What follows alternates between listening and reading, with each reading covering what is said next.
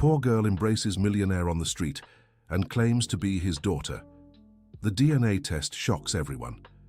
Michael Reynolds felt the impact before he could even process what was happening. The investor meeting had ended just minutes ago, and he was hurrying down Madison Avenue toward his car when something small and desperate crashed into his legs. It was a little girl. She couldn't have been more than 5 years old, with messy brown hair and clothes that had seen better days. Her pink and white striped shirt was dirty, and there were small scrapes on her face and knees as if she had fallen recently. But what struck Michael most were her eyes, large, brown, and filled with a determination that shouldn't belong to someone so small. "Daddy!" she cried, clinging to his legs with surprising strength. "I looked for you everywhere." Michael froze. Around them, people began to stop and stare. The noise of New York City traffic seemed to fade, as if the whole world was holding its breath for this impossible moment. "Sweetheart, you must be mistaken," Michael began, trying to gently pull away, but the child only held on tighter. "I'm not mistaken," she protested, looking up with tears welling in her eyes. "Mommy always told me you were my daddy. She showed me your picture in the newspaper. You're Michael Reynolds, the one with the big company, right?" The world seemed to spin around Michael. Yes, he owned one of the largest construction firms in New York City. Yes, his photo often appeared in business papers, but that didn't explain why a street child was calling him daddy in front of dozens of people who were already snapping pictures with their phones. "Where's your mother, little one?" Michael asked, crouching to her level. His voice came out shakier than he'd intended. "Mommy's gone," the girl whispered, tears now streaming down her dirty cheeks. "She got really sick and had to go to heaven. But before she left, she gave me this paper and told me to find you." The girl held out a small, grubby hand, clutching a yellowed, crumpled piece of paper. Michael took it with trembling fingers. It was an old newspaper clipping with his photo, from when he'd been named Businessman of the Year 2 years earlier. Handwritten notes in delicate feminine script filled the margins. "Emily, this is your father. If anything happens to me, go to him." "Your name is Emily?" Michael asked, feeling something strange tighten in his chest. "Emily Johnson," the girl answered, wiping her nose with her sleeve. "But Mommy always said my real name was Emily Reynolds, like yours." The ground seemed to vanish beneath Michael's feet. Johnson? The name echoed in his mind like a ghost from the past. Rebecca Johnson. The 20-year-old he'd met at a graduation party 7 years ago. One night. Just one night he'd tried to forget, especially after marrying Amanda 2 years later. "Rebecca Johnson was your mother?" he asked, his voice barely a whisper. Emily nodded eagerly. "Mommy said you and her really liked each other, but you couldn't be together because you already had another girlfriend. She was never mad, you know. She said you didn't even know I existed." Michael closed his eyes. It was true. He'd never known. Rebecca had vanished from his life after that night, and he, cowardly, had never tried to find her. He'd been engaged to Amanda at the time, the daughter of a prominent New York family, and that night represented everything he wanted to forget from his reckless youth. "Daddy," Emily tugged at his suit sleeve. "Can you take me home? I don't have anywhere to sleep." The question cut through Michael's heart like a blade. Around them, people kept watching, some filming. He knew that within hours this would be all over the city's gossip sites. Millionaire finds secret daughter on the street. It was the kind of scandal that could destroy not only his reputation, but also his marriage. Amanda. How would he explain this to Amanda? They had been married for 5 years and had been trying to have children all that time, without success. The doctors had said there were fertility issues on both sides, and the dream of having a family had become a constant source of pain between them. "Emily," said Michael, still crouched in front of the girl, "I need to talk to a few people. First, okay, do you have somewhere to stay tonight?" The question sounded cruel even to his own ears. Emily shook her head. "I was sleeping in the square over there," she pointed vaguely. "But the city workers said I couldn't stay there. Aunt Nancy, who took care of me after Mommy got sick, said she didn't have money to keep me anymore." Michael felt a mix of anger and despair. How was it possible that a 5-year-old was living on the streets of New York City? And if she really was his daughter? "Listen," he said, gently holding Emily's shoulders. "I'm going to take you somewhere safe tonight and tomorrow. We'll talk more about all this, okay?" Emily smiled for the first time, a smile that lit up her whole face despite the dirt and scratches. "Do you believe me, Daddy?" Michael swallowed hard. He didn't know if he believed her. He didn't know if he wanted to believe her. But looking at that little girl, seeing the genuine hope in her eyes, he couldn't just send her away. "We'll figure it out together," he said, standing up and reaching for Emily's hand. "But first, let's take care of those cuts." Emily took his hand with complete trust, as if she'd never doubted he would help her. As they walked toward his car, Michael tried to process the upheaval that had just happened in his life. Dear listener, if you're enjoying the story, don't forget to like and especially subscribe to the channel. It helps us a lot as we're just starting out. Now, back to the story. He called Robert, his personal driver, asking him to come pick them up. While they waited, Michael bought water and some snacks at a nearby diner, watching as Emily devoured a cinnamon roll as if she hadn't eaten in days. It was probably true. "Emily," he said, sitting beside her on the diner bench, "tell me about your mother. What was Rebecca like?"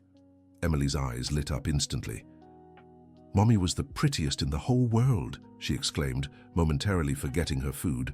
She had long dark hair and always smelled like flowers. She worked at a clothing store downtown and always brought me cute little things. Michael remembered Rebecca. Yes, she was beautiful.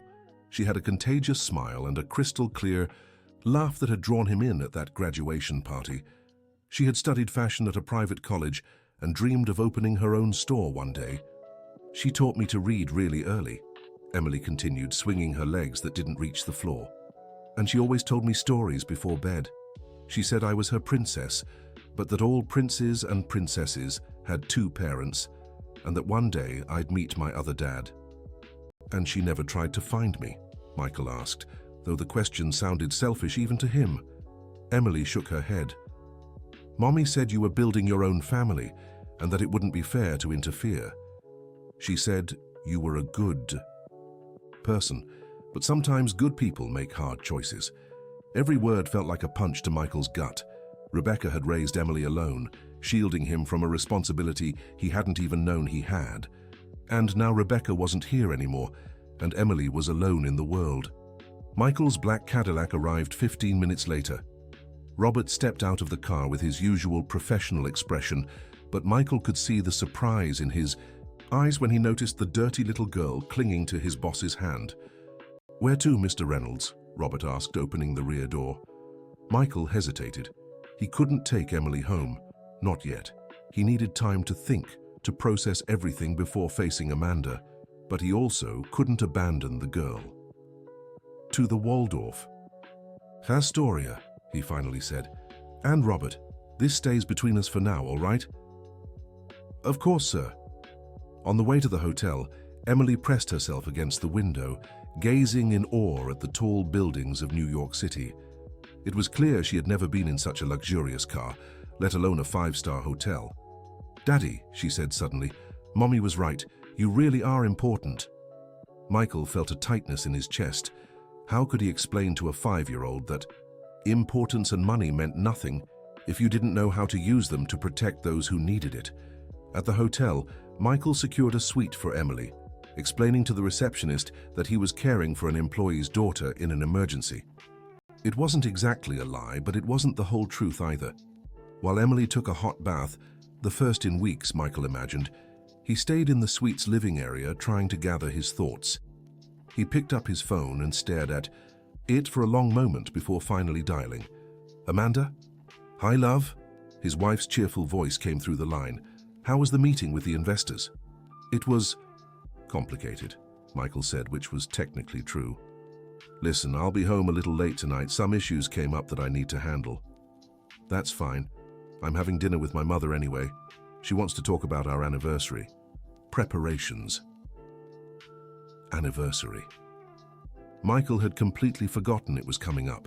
5 years, and now, possibly, everything was about to change.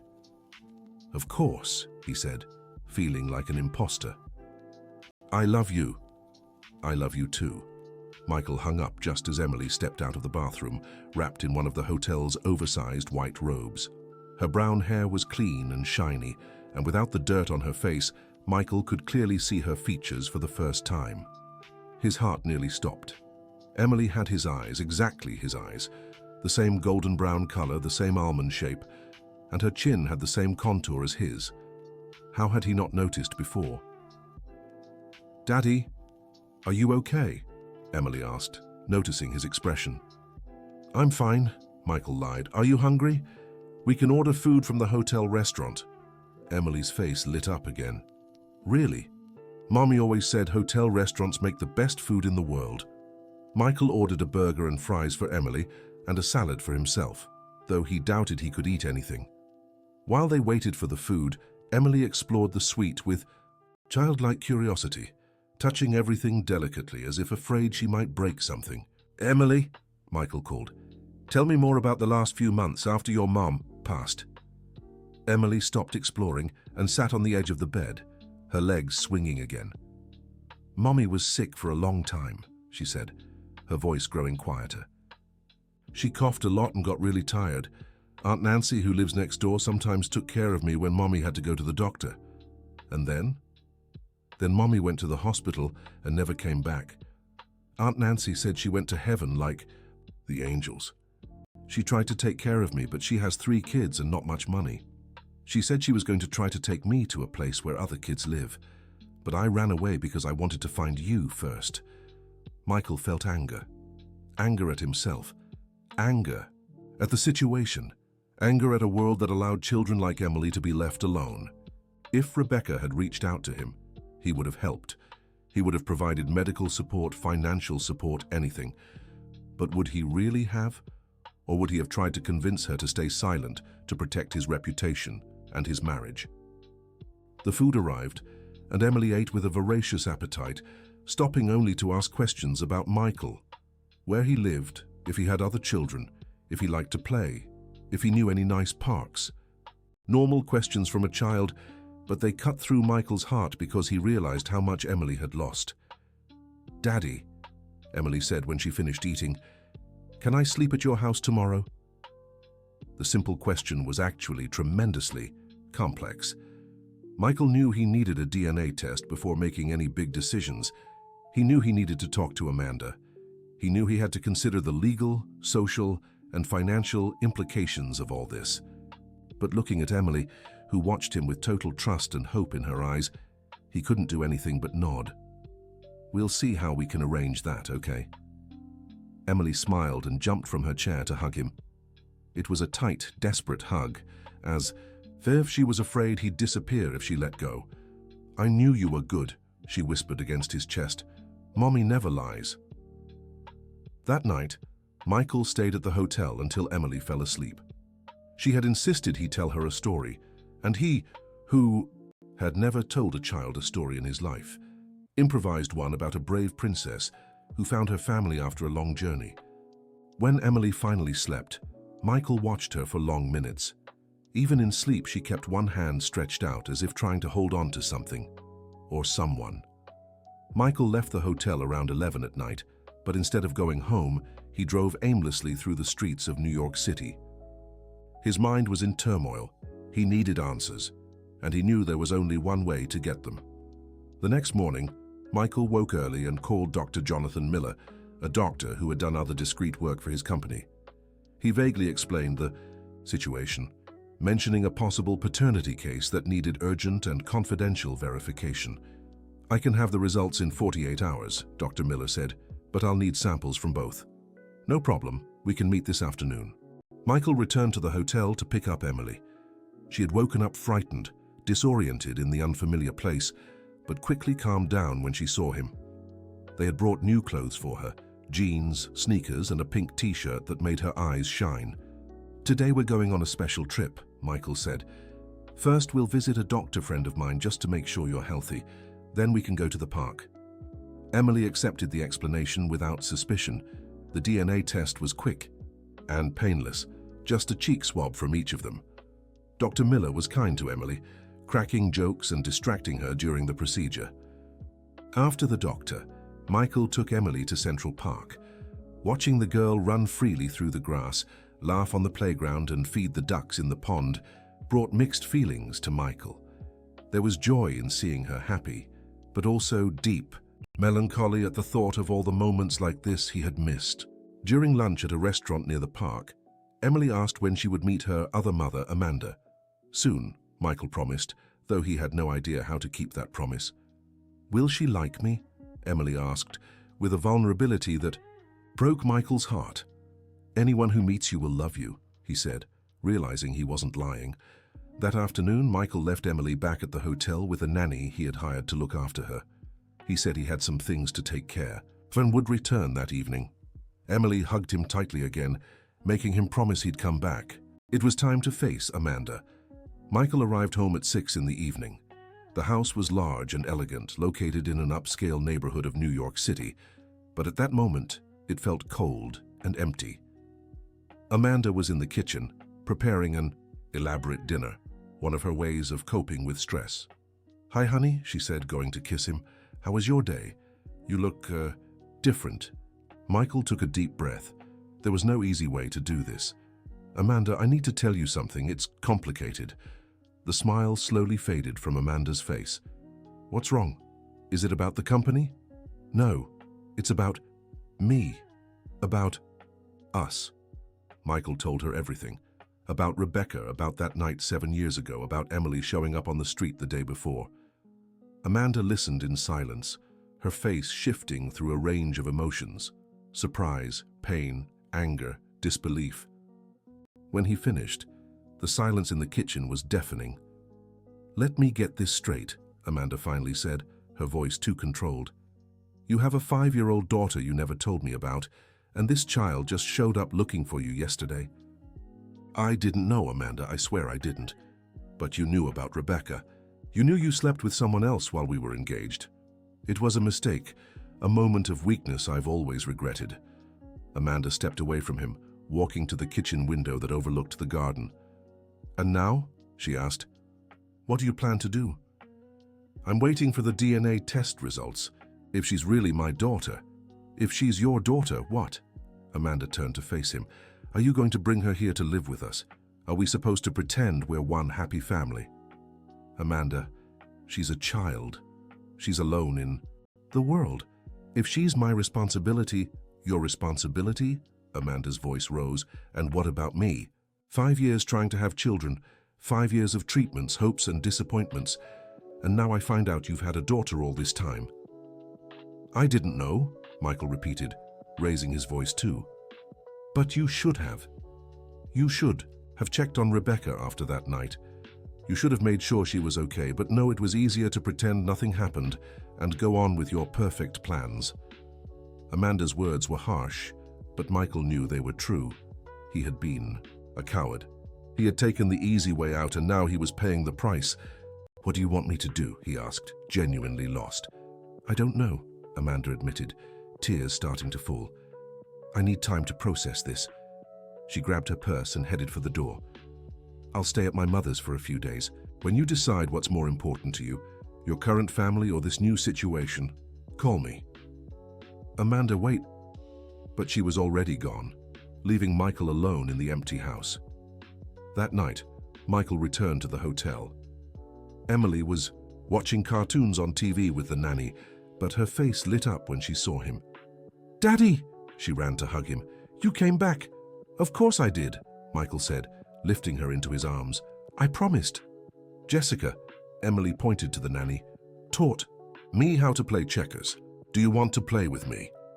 Michael spent the next 2 hours playing checkers with Emily, reading children's books he had bought, and listening to her stories about life with Rebecca. It was strange and wonderful all at once. He was discovering what it meant to be a father in real time. When Emily finally fell asleep, Michael sat in the armchair beside her bed and watched her peaceful face. No matter what the DNA test showed, he already knew the truth in his heart. Emily was his daughter. He could see it in her eyes, in her gestures, in the way she instinctively trusted him. The question was, what would he do with this truth? The next day, Dr. Miller called with the results. "99.999% probability of paternity," he said. "No room for doubt." Michael closed his eyes and leaned against the hallway wall of the hotel. Now it was official. Emily was his daughter. "Doctor," he said, "I need these results to remain confidential for now. Of course, my records are completely secure." When Michael returned to the suite, Emily was playing with some toys he had bought her. She looked at him expectantly. "So, Daddy, did the doctor say anything?" Michael knelt in front of her and held her small hands. "Emily, the test confirmed what my heart already knew. You are my daughter." The smile that lit up Emily's face was like the sun rising after a long, dark night. "I knew it," she shouted, throwing her arms around his neck. "I always knew you were my real daddy." But Emily's joy contrasted with the anguish Michael felt. Now that he was certain, the decisions became even harder. How could he reconcile his life with Amanda with his new responsibility as a father? How could he explain to Emily that things wouldn't be as simple as she imagined? Dear listener, if you're enjoying the story, don't forget to like and especially subscribe to the channel. It helps us a lot as we're just starting out. Now, continuing. In the following days, Michael established an unusual routine. He spent mornings at the office trying to maintain normalcy at work, though his mind was constantly with Emily. Afternoons and evenings were dedicated to the girl, parks, restaurants, walks around the city. She absorbed everything with voracious curiosity, as if trying to make up for years of lost experiences. But the situation wasn't sustainable. Michael couldn't keep Emily in a hotel indefinitely, and he still hadn't spoken to Amanda since the night of the revelation. She wasn't answering his calls and had asked her mother-in-law to relay that she needed more time. Then came the first serious problem. Michael was having lunch with Emily at a restaurant in the mall when he noticed a man discreetly taking photos. He tried to ignore it, but when they left the restaurant, the man followed them. "Mr. Reynolds," shouted the man whom Michael now recognized as a reporter from a local tabloid. "Is it true you have a secret daughter?" Michael picked Emily up and quickened his pace, but other reporters seemed to appear out of nowhere. Cameras and microphones were pointed at them, and Emily clung to Michael's neck, clearly frightened. "Mr. Reynolds, who is this child? Is she the result of an extramarital affair? Where is your wife, Mr. Reynolds?" Michael managed to reach the car and drive away before the situation spiraled completely out of control, but the damage was done. Emily was in tears, scared by all the aggression. "Daddy, why were those men shouting?" she asked, still hiccuping. "Sometimes people get too curious about things that aren't their business," Michael explained, trying to keep his voice calm. "But you don't need to worry about it." But Michael was very worried. Within hours, the story would be all over gossip sites and tabloids. His company, his marriage, everything would be under public scrutiny. And he was right. That night, his phone rang incessantly. Clients, friends, co-workers, everyone wanted to know the truth about the millionaire's secret daughter. Some were genuinely concerned, others were just curious, but they all helped turn her private life into a circus. The worst call came from Amanda. "Congratulations," she said, her voice icy. "Now everyone knows about our situation." "Amanda, I didn't plan for it to happen like this." "Oh, really? Then how did you plan it? Were you going to keep the girl hidden forever? Keep pretending nothing had changed between us?" "I was trying to find the best way to handle the situation." "The best way for who, Michael?" "For you, because it clearly wasn't the best way for me or that child." Amanda was right, and Michael knew it. He had been putting off tough decisions, trying to keep two worlds separate when it was impossible. "What do you want me to do?" he asked, repeating the same question from days before. "I want you to choose," Amanda said. "You can be the husband I thought I knew, or you can be that girl's father. But you can't be both. Not with me. That's not fair. Emily is an innocent child who didn't ask for any of this. And neither did I." Amanda shouted. "I didn't ask to find out my husband has a secret daughter.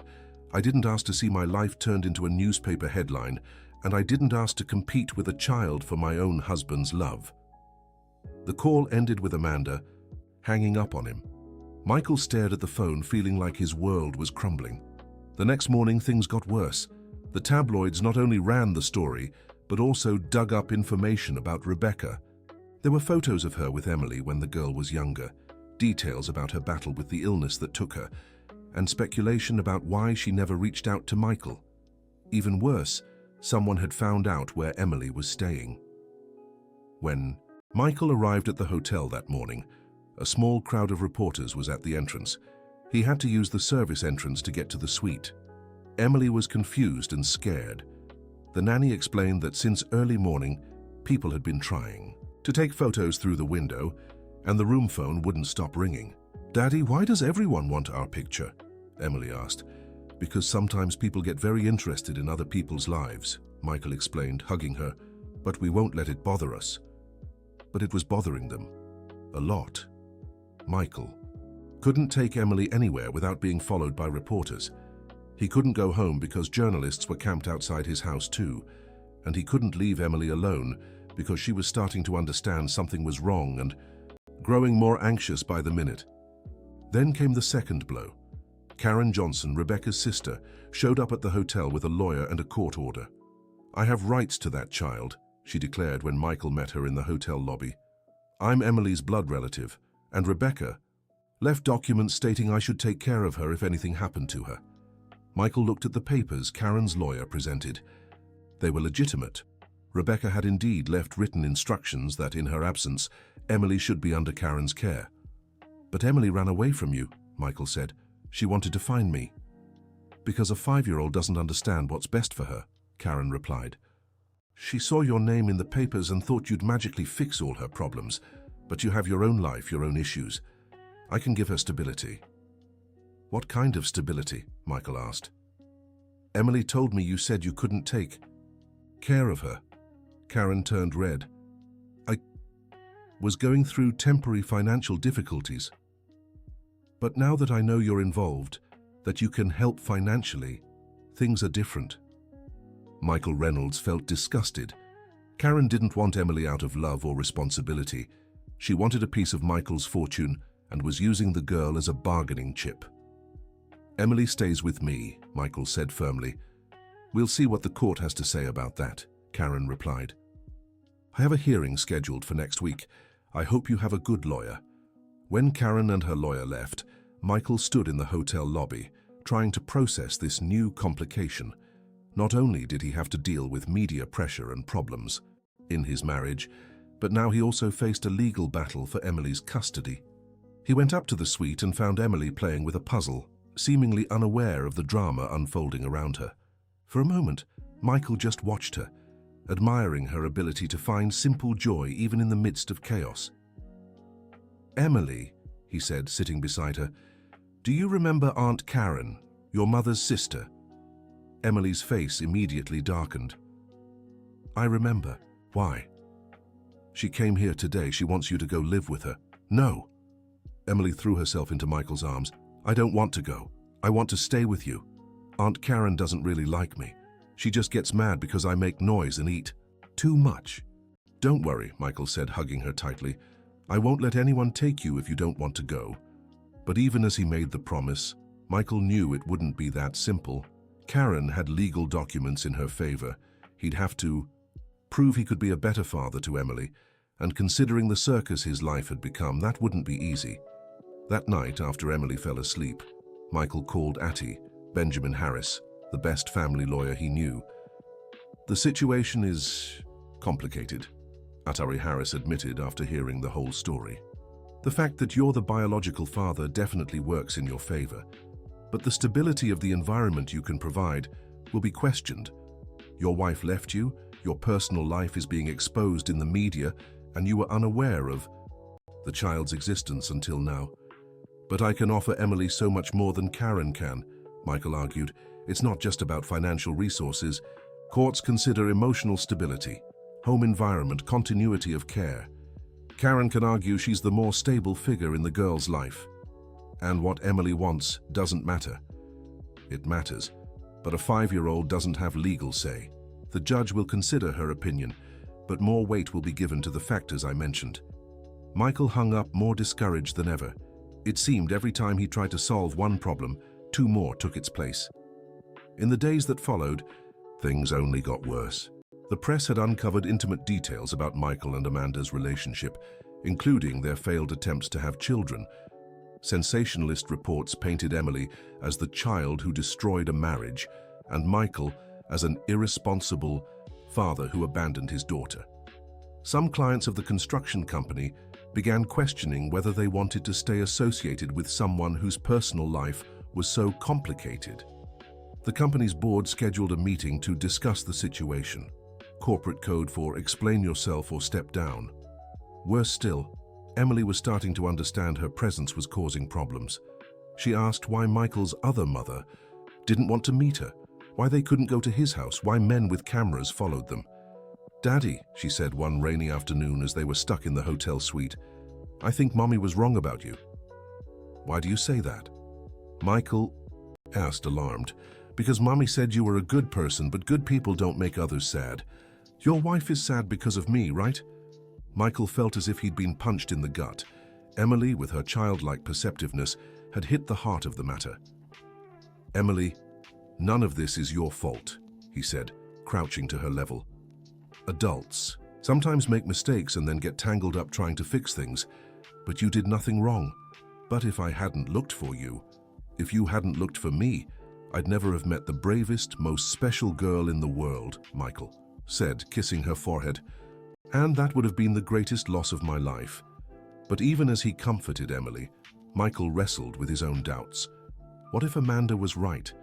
What if he truly couldn't be a good father to Emily while trying to save his marriage?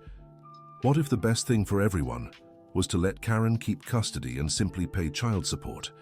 The custody hearing was scheduled for the following week, and Michael knew he had to make a decision. He couldn't delay any longer, couldn't keep juggling everything. On the eve of the hearing, he finally made up his mind. Michael drove to Mrs. Thompson's house where his wife was staying. Mrs. Thompson greeted him at the door with obvious coldness, but let him in. Amanda was in the garden, reading a book. When she saw him, she closed the book and stared at him with an unreadable expression. "I came to say goodbye," Michael said. "Goodbye? Tomorrow's the custody hearing. I'm fighting for Emily no matter what it takes. That means I'll probably lose you for good." Amanda was silent for a long moment. "And if you don't fight," she finally asked, "then I'll lose a part of myself I never knew existed," Michael replied. "Amanda, I made mistakes. I was a coward when I should have been brave, selfish when I should have thought about the consequences. But Emily is my daughter. She's an innocent child who's already lost too much. I can't abandon her now. Even if it means losing our marriage? Even if it means losing our marriage." Amanda stood and walked to the rosebush in the corner of the garden. Michael watched her, memorizing every detail, how she touched the flowers, how the wind played with her hair, how the late afternoon light lit her profile. This might be the last time he saw her like this. "Michael," she said finally without turning, "do you think I could meet her before you make your final decision?" His heart raced. You want to meet Emily?" "I've thought a lot about all of this these past few days. About us, about her, about what family really means. Maybe I was too hasty." "Amanda, I'm not promising anything," she said quickly, turning to face him. "I'm still hurt, still need to process everything. But that little girl isn't to blame, and if she's really your daughter, well, maybe she's my responsibility too." Michael crossed the garden in 3 strides and hugged Amanda. She stiffened for a moment, but then relaxed in his arms. "Thank you," he whispered. "Don't thank me yet. I still don't know if I can handle all this." But it was a start, a glimmer of hope in the storm. The next morning, Michael took Emily to meet Amanda. The girl was nervous, constantly adjusting the new dress he'd bought for the occasion. "What if she doesn't like me?" Emily asked for the 5th time on the way. "She'll adore you," Michael said, though he was just as nervous. They met at a small, cozy cafe, far from the prying eyes of the press. Amanda arrived first and chose a table in the back, wearing a simple yet elegant outfit. When she saw Michael and Emily approaching, she stood up, clearly tense. "Emily," said Michael, "this is Amanda. Amanda, this is Emily." For a moment, the two silently observed each other. Emily, with her childlike honesty, was the first to speak. "You're very pretty," she said. "Daddy has a picture of you in his office at the hotel." Amanda seemed surprised. "He does?" "Yes. He looks at it sometimes when he thinks I'm not watching. I think he misses you." Michael turned red, but Amanda smiled for the first time. "And you?" Amanda asked, crouching down to Emily's level. "Do you miss your mum?" Emily nodded solemnly. "A lot. But Mummy said when we miss someone very much, it means we love them deeply. And loving deeply is a good thing, even if it hurts a little." Amanda blinked quickly as if holding back tears. "Your mother was very wise." "Yes, she was. She knew a lot of things. She knew you were good too." "How did she know?" "Because she said Daddy could only love someone good. And if he loves you, then you must be good." Michael watched the conversation with a heavy heart. Emily, with her innocence and honesty, was accomplishing in minutes what he hadn't managed in days of tense talks. They spent 2 hours at the cafe. Amanda asked about Emily's life, her favorite games, her memories of her mother. Emily in turn asked about Amanda's work. She was an interior designer. If she liked to draw, if she knew any fun stories. When it was time to leave, Emily surprised everyone by hugging Amanda. "I hope you come home soon," she said. "Daddy gets sad when you're not there." Amanda looked at Michael over Emily's head. There was something different in her eyes, not quite forgiveness, but perhaps understanding. "Emily," Amanda said, "can I ask you something?" "Of course." "What do you want most in the whole world?" Emily thought for a moment. "I want a family, a real family, where everyone loves each other and no one ever leaves again." Emily's simple words hung in the silence that followed. Michael saw tears in Amanda's eyes and felt his own vision blur. Maybe there was still hope for all of them. The custody hearing was scheduled for that same afternoon. Michael arrived at the courthouse with Atty Harris, feeling as though he were heading into battle. Karen was already there with her lawyer, and a few reporters lingered outside the courthouse, though the proceedings were officially closed to the public. Emily wasn't present. Children her age usually didn't attend hearings, but Michael knew the outcome of that day would determine her entire future. Judge Richard Williams, a middle-aged man with a reputation for being fair but strict, listened first to Karen's lawyer, who argued she was the logical choice for Emily's custody. "Your Honor," the lawyer said, "my client is a close relative of the child, had an established relationship with her before the mother's passing, and can provide a stable environment free from the media exposure that has characterized the current situation." Karen testified next, describing her relationship with Rebecca and Emily, her experience raising children, she had 3 of her own, and her concerns about the media circus Emily's life had become. "I love Emily, as if she were my own daughter," Karen declared. "Rebecca always knew she could count on me if anything happened. It's no one's fault that Mr. Reynolds didn't know about the girl's existence, but that doesn't change the fact that he's essentially a stranger to her." When it was Michael's turn to testify, he felt the weight of all the responsibility on his shoulders. Emily's words echoed in his mind. "I want a real family." "Your Honor," he began, "it's true that I didn't know about Emily until a few days ago. That's a mistake I'll carry for the rest of my life. But from the moment she came to me, from the moment I looked into her eyes and saw my own reflection, I knew she was my responsibility and my joy."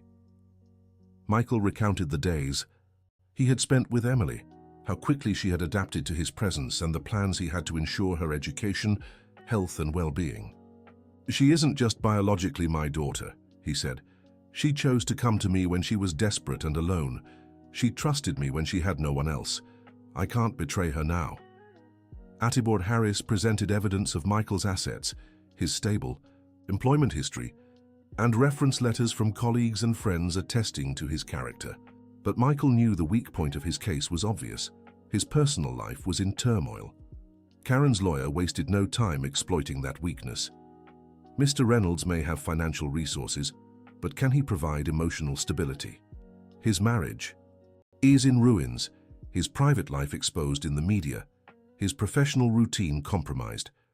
What kind of environment does that create for a child who's already endured so much trauma? It was a valid question, and Michael didn't have an easy answer. When the judge withdrew to deliberate, Michael sat in the courtroom feeling more vulnerable than ever. His whole life he had solved problems with money, influence, or hard work, but here in court, none of that mattered. The only thing that mattered was what was best for Emily. 40 minutes later, the judge returned. "This is a complex case," Judge Williams began, "involving questions of biological kinship versus established family stability. Both parties have presented valid arguments." Michael held his breath. "However," the judge continued, "I must consider not only what is most convenient for the adults involved, but what best serves the interests of the minor. The fact is, Emily Reynolds voluntarily left Mrs. Johnson's care to seek out her biological father. While the child's age limits the legal weight of her choice, I cannot completely disregard her expressed wishes." Michael felt a flicker of hope. "Furthermore," the judge said, "though Mr. Reynolds' current situation is admittedly turbulent, his resources and demonstrated commitment suggest he can provide opportunities and care that would be difficult to match. Therefore," Judge Williams concluded, "I grant temporary custody of the minor Emily Reynolds to Mr. Michael Reynolds, with a review in 6 months to assess the stability of the situation." Michael felt as though he could breathe again for the first time in weeks. Temporary custody wasn't ideal, but it was a victory. Emily could stay with him. Karen didn't seem surprised by the decision. In fact, her lawyer had already suggested temporary custody was the most likely outcome. It gave her 6 months to prove she deserved permanent custody. When Michael left the courtroom, he found Amanda waiting on the steps. She had been there the entire hearing, though she hadn't entered the room. "Well?" she asked. "Temporary. Custody. 6 months to prove I can be a good father." Amanda nodded slowly. "Michael," she said, "I have a proposal." "What? How about we go home, all of us, together?" Michael stared at her, unable to believe what he was hearing. You're sure?" "No," Amanda admitted. "I'm not sure about anything. It's still hurt and I still have a lot to work through in my head. But I met Emily today and I saw how you look at her. I saw how she looks at you, and I realized that maybe family isn't just about blood or DNA. Maybe it's about choice. Amanda, and I choose to try," she said. "I choose to try to understand, to forgive, to build something new from the pieces of what we had before. I won't promise it'll be easy. I won't promise it'll work, but I promise I'll try." Michael kissed her right there in front of the courthouse, not caring about the camera flashes or the reporters' shouts. For the first time in weeks, he felt like he had a real family waiting for him. When they went to pick up Emily at the hotel, she was drawing at the suite's table. When she saw Amanda walking in with Michael, her eyes widened. "Amanda, you came." "Yes, I did," Amanda said, crouching down to Emily's level. "Actually, I came to ask you a very important question." "What?" "Would you like to come live with me and your dad in our home?" Emily looked from Amanda to Michael and back to Amanda, as if she couldn't believe what she was hearing. "Forever?" "Well," Amanda said, smiling, "let's start one day at a time and see how it goes." Emily threw herself into Amanda's arms with such force she nearly knocked them over. "I'll be the best daughter in the world," she promised. "I'll clean my room, I'll eat all my vegetables, I'll brush my teeth without being told." Amanda laughed, and Michael realized it was the first time he'd heard his wife laugh since this whole situation had begun. "Just don't promise you'll be perfect," Amanda said. "No one is. What matters is that we all try together." Emily's move into Michael and Amanda's home wasn't exactly a fairy tale. There were hard moments, misunderstandings, painful adjustments. Emily sometimes woke up crying in the middle of the night, calling for her mother. Amanda sometimes withdrew, wrestling with feelings of resentment she knew were unfair, but couldn't completely control. But there were also moments of unexpected joy. Emily teaching Amanda how to make beaded bracelets like she'd learned from Rebecca. Amanda reading bedtime stories to Emily. Michael coming home from work to find them painting each other's nails in the living room. Slowly, very slowly, they began to become a family. 3 months after the custody hearing, Michael got an unexpected call. It was Robert, his driver. "Mr. Reynolds," Robert said, There's a woman here at the office who says she has important information about little Emily. She seems upset. What kind of information? She wouldn't say. Only that she knew Emily's mother and that there was something you urgently needed to know. Michael hesitated. Over the past few months, several people had come forward claiming to know Rebecca or have information about Emily. Most were just nosy or trying to take advantage of the situation. But something in Robert's tone made him decide to investigate. Send her up. The woman who entered his office 10 minutes later was middle-aged, with graying hair and simple but clean clothes. There was something familiar about her face, but Michael couldn't place it. "Mr. Reynolds," she said, clearly nervous. "My name is Denise Clark. I was Rebecca's best friend." Denise, Michael vaguely remembered. Rebecca had mentioned a friend named Denise that night years ago. "Sir, I need to tell you something. About Emily. About what really happened." Michael felt a chill down his spine. "What do you mean?" Denise took a deep breath. "Rebecca. She couldn't bring herself to tell Emily the full truth before she passed. She asked me to do it if anything ever happened to her. But when Aunt Karen showed up and said she'd take care of the girl, I thought I didn't need to get involved." "What truth? About why she never looked for you? Why she raised Emily alone?" Michael sank heavily into his chair. "Go on." "Rebecca tried to tell you about the pregnancy," said Denise. "Twice. The first time was over the phone, a few months after that night. But a woman answered, claiming to be your fiancé. She said you were too busy with wedding preparations and didn't want to be bothered with past flings." Michael felt the world spin around him. Amanda. It had to have been Amanda. And the second time was in person. "Rebecca went to your office when she was 6 months pregnant, but security wouldn't let her upstairs. Said they had orders not to let that kind of person disturb you." "What kind of person?" "Young women trying to take advantage of wealthy men." Those were the exact words the guard used, according to Rebecca. Michael closed his eyes. He vaguely remembered asking security to be stricter with unscheduled visitors. At the time, he'd been bombarded with people pitching ideas or asking for investments and wanted to filter who got through. "Why are you telling me this now?" he asked. "Because Rebecca made me promise I'd tell the truth if Emily ever wanted to know. And because I think Aunt Karen will try to use this against you in the next hearing." "How would she know?" "Because I told her," Denise admitted, looking ashamed. "She showed up at my house last week, saying she was gathering evidence to prove you never wanted to take responsibility for Emily. I thought I was helping the child, but now I realize I might have made a mistake."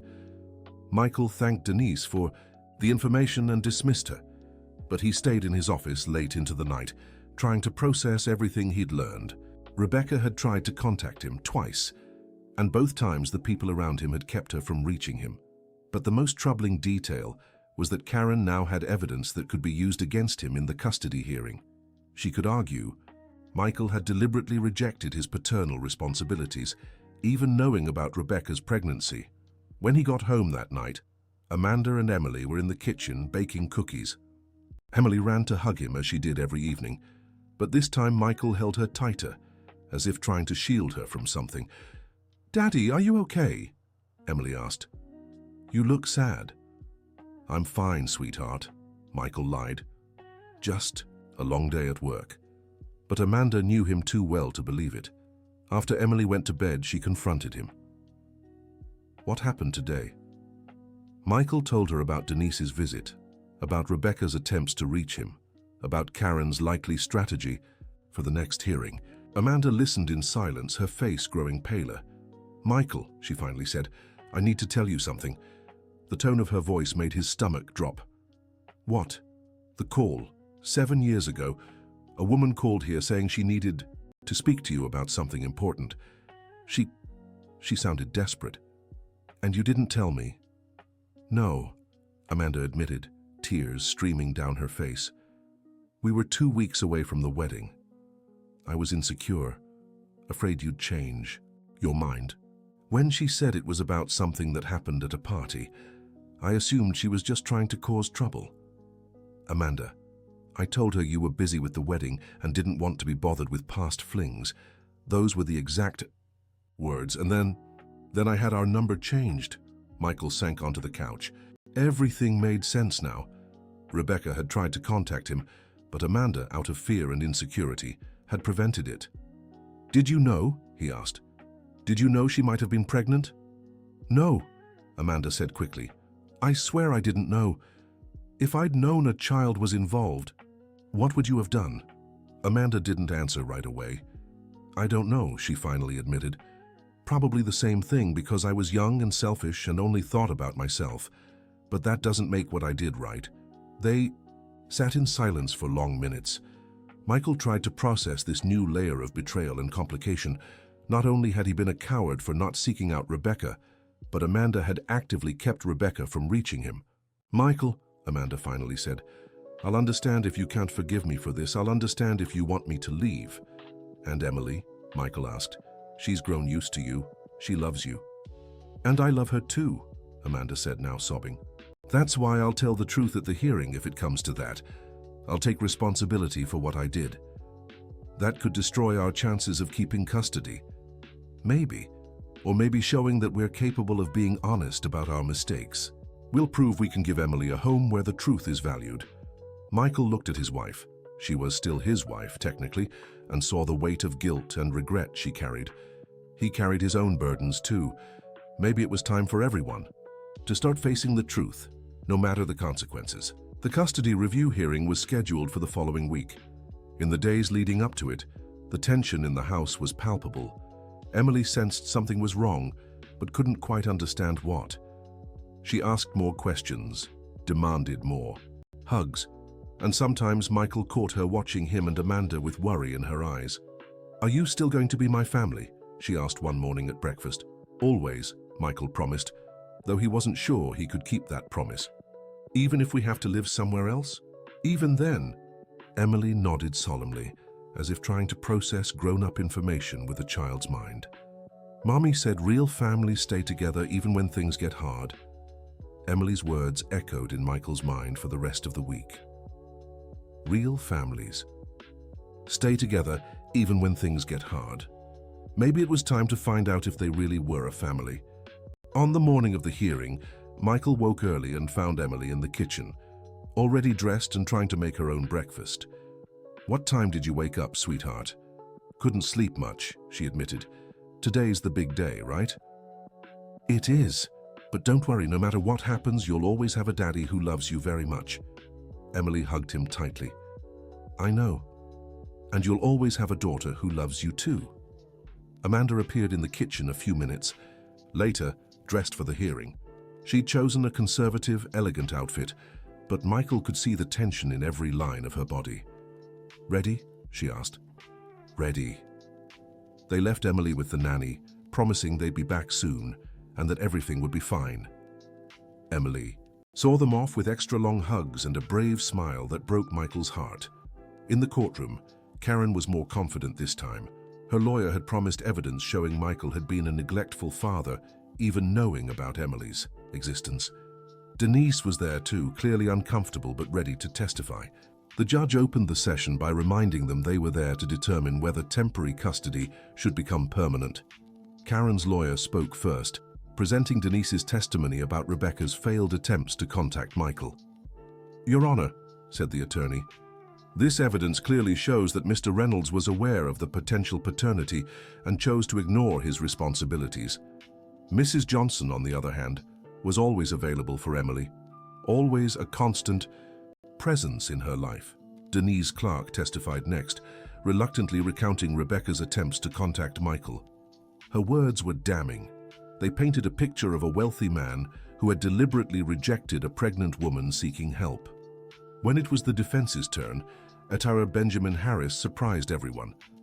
Your Honor, I'd like to call Mrs. Amanda Reynolds to the stand.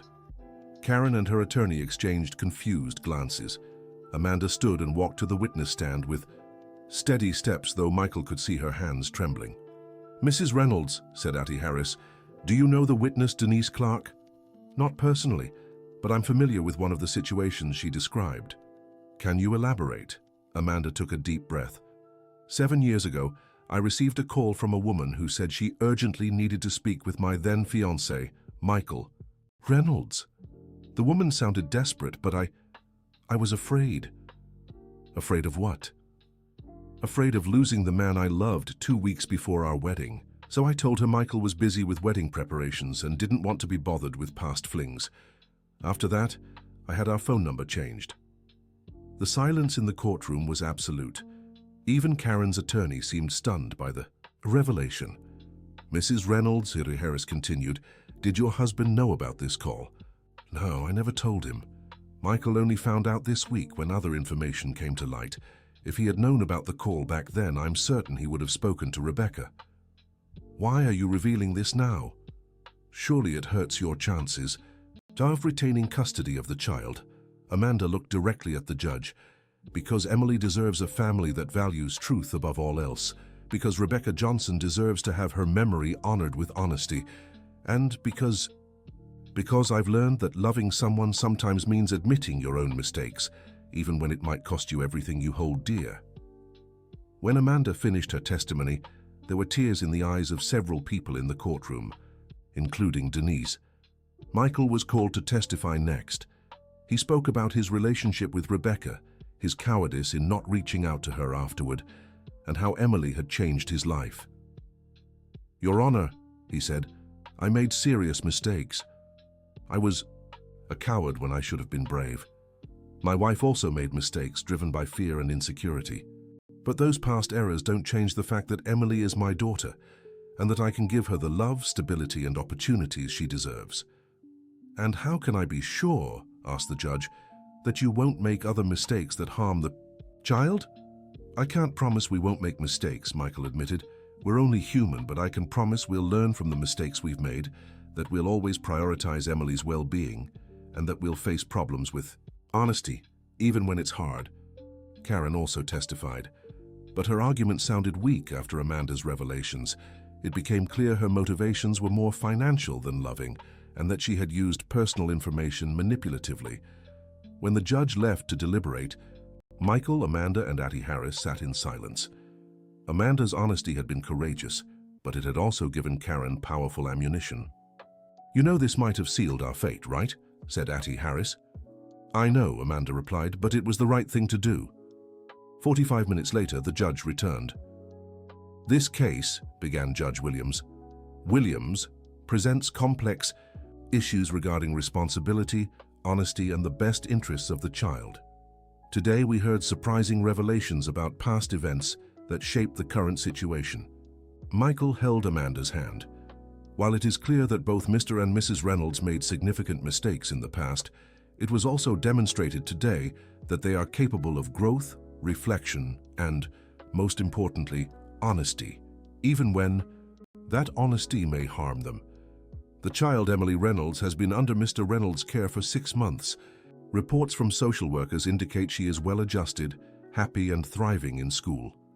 Though the family situation has been turbulent, it appears to have stabilized. Therefore, the judge concluded, I grant permanent custody of the minor, Emily Reynolds, to Mr. Michael Reynolds, with the recommendation that the family continue psychological counseling to aid in the transition and ongoing growth. Michael felt like he could fly. Permanent custody. Emily was officially his daughter. When they left the courthouse, Amanda hugged Michael for the first time in months. Thank you, she whispered. For what? For letting me be part of her family. I don't deserve it, but we all deserve a second chance, Michael said. Emily, you, me, all of us.